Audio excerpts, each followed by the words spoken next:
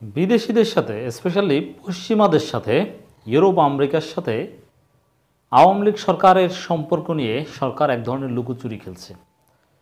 তারা একটু টুইস্ট করার চেষ্টা করছে, বাস্তবতা আড়াল করার চেষ্টা করছে। দর্শক, এটা সরকারের বিভিন্ন পর্যায় থেকে করা হচ্ছে এবং সেটা আজকে আমরা কথা বলছি 23 ফেব্রুয়ারি 2024। শুধু আজকের দিনের তথ্য উপত্যের ভিত্তিতে নয়, আজকেও কিছু আপডেট বিষয় আপনাদের সামনে বিশ্লেষণ করব। এর আগেই বেশ কয়েক মাস আগে থেকেই সরকার ইউরোপ আমেরিকার সাথে সম্পর্কের ধরন নিয়ে এক ধরনের লুকোচুরি খেলছে বলে আমরা দেখছি।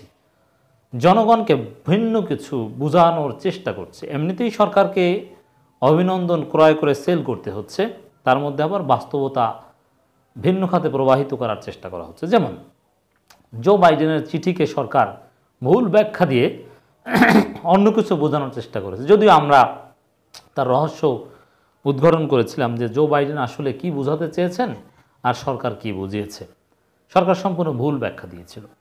এরপরে ঋষি সুনাকের চিঠি নিয়ে সরকার আর তেমন লাফালাফি করতে পারেনি, কারণ ঋষি সুনাকের চিঠি জো বাইডেনের চিঠির বিষয়টা ধরা খাওয়ার পর হওয়ায় সরকার একটু চুপ ছিল। নানান সময় আমরা দেখেছি সরকারের মন্ত্রীরাও করছে এবং সরকার সমর্থিত বা সরকারের নিউজ এজেন্সিগুলো সূক্ষ্মভাবে কিছু কাজ করছে। যেমন একটা বিষয় আমি বলি একদিন আগে, তারপরে আজকের বিষয়টা নিয়ে হাজির হব একেবারে 23 তারিখের। মাননীয় প্রধানমন্ত্রীকে ইউরোপীয় কাউন্সিল প্রেসিডেন্টের অভিনন্দন, এই শিরোনামে একটা রিপোর্ট নয় দিগন্ত, প্রথম আলো থেকে শুরু করে বাংলাদেশের অনেকগুলো গণমাধ্যমে আমি দেখলাম। অবশ্য কেউ নিজেরা এই রিপোর্টটা করেনি, তারা ইউএনবি সরকারি যে বার্তা সংস্থা সেখান থেকে কপি করেছে, অনুবাদ করেছে।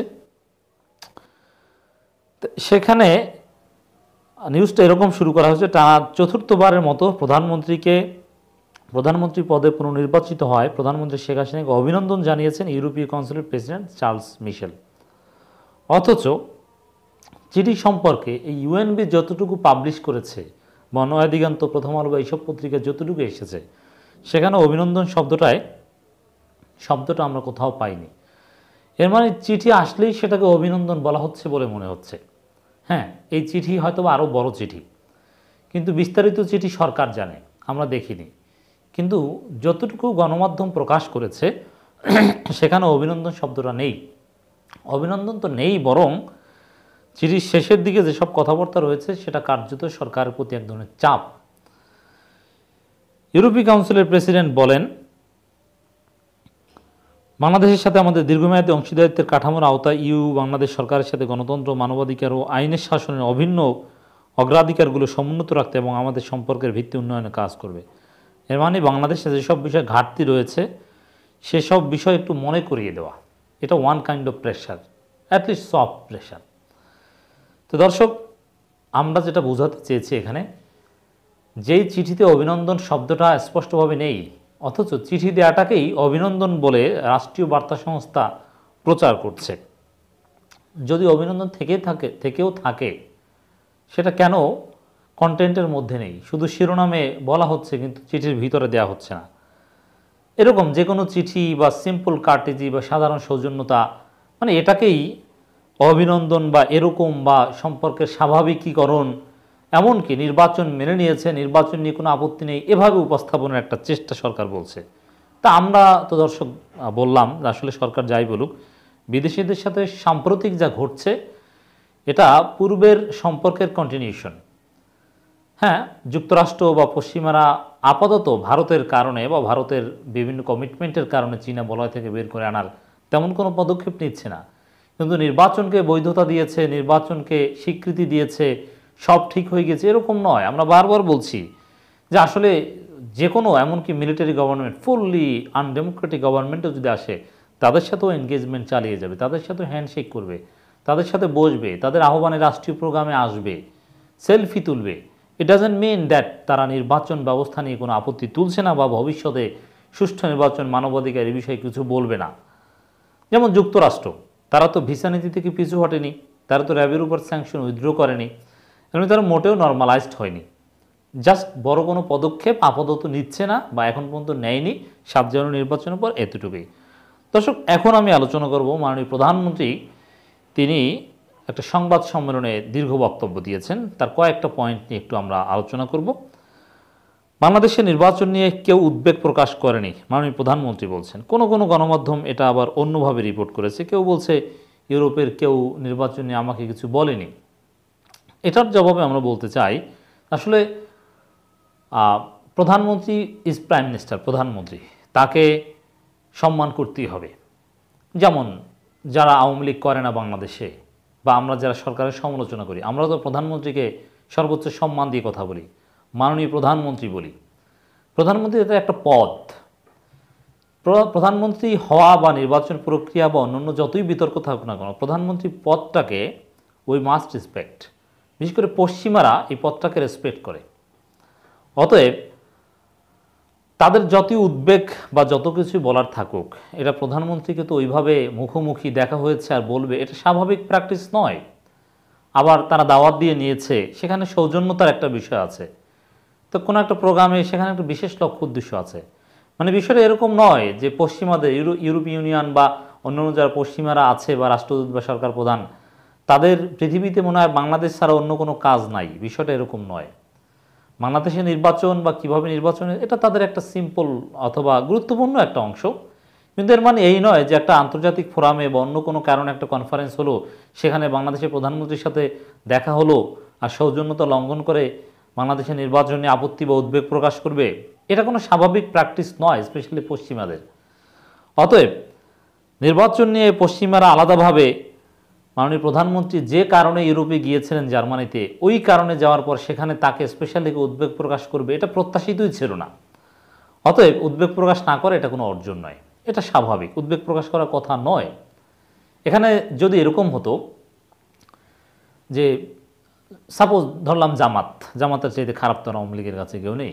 জামাত ক্ষমতায় আসলো কীভাবে? ভোট চুরি করে, পশ্চিমাদের ইউরোপ ইউনিয়ন সবার আহ্বানকে উপেক্ষা করে, গায়ের জোরে, রাতে সিল মেরে এবং আওয়ামী লীগের লোকজনকে পিটিয়ে তারপরে গায়ের জোরে জামাত ক্ষমতা দখল করেছে। তারপরে যদি জামাতের আমির অথবা যিনি প্রধানমন্ত্রী হবেন সেই সরকারের, কল্পিত একটা কথা বলছি, তিনিও যদি এরকম কোনো কনফারেন্সে যেতেন, তাকেও কি মুখোমুখি পশ্চিমারা কেউ কিছু বলতো না? এটা বলার সিস্টেম আছে, বলার ফোরাম অন্য ধরনের, এভাবে সরাসরি বলে না। আর ওটা মিউনিকে যে কারণে গিয়েছিল সেখানে সব বিষয়ে বলার কথা নয়। জার্মানির সফরকালে বিদেশি নেতাদের কেউ বাংলাদেশের নির্বাচন নিয়ে কোনো উদ্বেগ প্রকাশ করেনি, জবাব তো দিয়েছে। ওখানে উদ্বেগ প্রকাশ করার ফোরাম নয়। উদ্বেগ প্রকাশ তো বিবৃতি দিয়ে করেছে। যেমন যুক্তরাষ্ট্রের উদ্বেগ আমরা ম্যাথিউ মিলারের বিবৃতি দিয়ে দেখেছি এবং নিয়মিত দেখছি, প্রেস ব্রিফিংয়ে বলছেন। যুক্তরাজ্যের উদ্বেগ, সেটাও আমরা তাদের বিবৃতিতে দেখেছি। ইউরোপিয়ান ইউনিয়নও বিবৃতিতে দেখেছি। তারা বড় দল নির্বাচনে অংশগ্রহণ না করে হতাশা প্রকাশ করেছেন, কারচুপির তদন্ত দাবি করেছেন। অতএব উদ্বেগ তো ওইখানে, উদ্বেগের জায়গা তো এটা নয়, উদ্বেগ তো এখানে দেখানোর কথা নয়। বরং তাদের সঙ্গে পারস্পরিক সহযোগিতা নিয়ে কথা হয়েছে বলে জানিয়েছেন প্রধানমন্ত্রী শেখ হাসিনা। হ্যাঁ, সহযোগিতা এটা তো আগেও ছিল, এখনও চলবে, বরং অন্য কোনো সরকার আসলেও চলবে। এমনকি মিলিটারি ব্যাক বা মিলিটারি গভর্নমেন্ট আসলেও সহযোগিতা চলবে। এটা একেবারে যুদ্ধ না বাদলে তো এরকম সহযোগিতা চলবে। যেমন ক্যাম্বোডিয়ার সাথেই তো সহযোগিতা চলছে। আজকে 23 ফেব্রুয়ারি সকালে মিউনিক সিকিউরিটি কনফারেন্স শেষে গণভবন আয়োজিত সংবাদ সম্মেলনে তিনি কথা বলেন। এখন মিউনিকে যে কনফারেন্সটা হয়েছিল, সেখানে যদি পৃথিবীর বিভিন্ন দেশের গণতান্ত্রিক নির্বাচন এই বিষয়ের উপর সম্মেলনটা হতো, তাহলে এই বিষয়টা প্রাসঙ্গিক হতো। এই বিষয়ে সম্মেলন হলো নির্বাচন প্রক্রিয়া বা নির্বাচন পদ্ধতি নিয়ে, অথচ এই বিষয়ে কিছু বলল না, তাহলে বিষয়টা গুরুত্বপূর্ণ হতো। কিন্তু বিষয় তো ছিল সিকিউরিটি কনফারেন্স, সেখানে বাংলাদেশে আলাদা কোনো পার্ট নয়, বা নির্বাচন গণতন্ত্র এগুলো নিয়ে কথা বলার কথা নয়। এক প্রশ্নের জবাবে মাননীয় প্রধানমন্ত্রী বলেন, সফরকালে নির্বাচন নিয়ে কোনো উদ্বেগ নেই, কোনো কথাও নেই, নির্বাচন নিয়ে কথা হয়নি। তারা জানতো আমি জিতে আসব। এটা মাননীয় প্রধানমন্ত্রী জিতে আসবে, এটা তো আমরাও জানি, এটা তো সবাই জানে। কিন্তু গণতন্ত্রে এটা কোনো ভালো লক্ষণ নয়। বরং নির্বাচনে কে জিতবে এটা নিয়ে যদি অনিশ্চয়তা থাকে, জনগণ কাকে ভোট দেয় নির্বাচনের আগে এটা প্রেডিক্ট করা যদি কঠিন হয়, হাড্ডাহাড্ডি লড়াই, কম্পিটিশন, অল্প ব্যবধানে কারো জয় কারো পরাজয় হতে পারে, এরকম পরিস্থিতি থাকলে বরং গণতন্ত্র আরও সমৃদ্ধ, সেরকম কথা বলা যায়। বা স্ট্রং ডেমোক্রেসি বা ফ্রি ফেয়ার কম্পিটিটিভ ইলেকশনের প্রমাণ। তো তো কেউ যদি, যেমন আমরা কেন দেশের বা সারা পৃথিবীর এমন কোনো মানুষ নেই বাংলাদেশের নির্বাচনের আগে 7 জানুয়ারির আগে যারা 100% নিশ্চিত ছিল না যে আওয়ামী লীগ ক্ষমতায় আসবে। আওয়ামী লীগ ক্ষমতা আসার ব্যাপারে শতভাগ নিশ্চয়তা ছিল। তো শতভাগ নিশ্চয়তা থাকলে সেই নির্বাচনের দরকারটা কি? তাহলে সেই নির্বাচনটাকে তো অর্থ অপচয় বলা যায়। যাই হোক, মাননীয় প্রধানমন্ত্রী আরও অনেক কথা বলেছেন, তার মধ্যে আরেকটা কথা আমার দৃষ্টিগোচর হয়েছে, মজুদকারীদের গণধোলাই দেওয়া উচিত। মাননীয় প্রধানমন্ত্রী এই কথা বলেছেন। দেখেন, আমরা এটা চাই না কাউকে গণধোলাই দেওয়া কোনো অপরাধীকে, এটা কোনো ভালো কাজ নয়, এটা আইনের শাসনের বহিঃপ্রকাশ নয়। হ্যাঁ, মজুদকারীরা অবশ্যই বড় ধরনের অপরাধী, তাদেরকে আইনের আওতায় আনতে হবে, কেন গণধোলাই দেবে? বরং এর চাইতেও যদি ভয়ানক কোনো অপরাধী হয়, আইন ব্যবস্থা নেবে, প্রশাসন তাদের বিরুদ্ধে ব্যবস্থা নেবে, তাদের ট্রেড লাইসেন্স বাতিল করবে, গ্রেপ্তার করবে, আইনানুগ শাস্তি দিবে। জনগণ গণধোলাই দেবে কেন? আইন হাতে তুলে নেবে কেন? তো এরকম কথা বলা উচিত যদি এটা প্রতীকী অর্থে বলেছেন, তাদেরকে সামাজিকভাবে নিন্দা করা অথবা বয়কট করা এই অর্থে বলেছেন, আসলে এরকম গণধোলাই দিতে বলেননি, আমরা এটা বিশ্বাস করতে চাই। কিন্তু তারপরও তিনি যেহেতু মাননীয় প্রধানমন্ত্রী, আমাদের সবার অভিভাবক, তার কাছ থেকে আইনের কথা আসলে আমার মনে হয় ভালো হয়। বরং তিনি যদি চান ওইসব মজুদকারী সিন্ডিকেট মুহূর্তের মধ্যে ধ্বংস করে দিতে পারেন, কোনো ব্যাপারই না তার পক্ষে। কিন্তু কই, আমরা তো দেখছি না। প্রধানমন্ত্রী বলবেন আর মজুদকারীরা পার পেয়ে যাবে, সিন্ডিকেটকারীরা সিন্ডিকেট করবে, এটা আমরা বিশ্বাস করি না।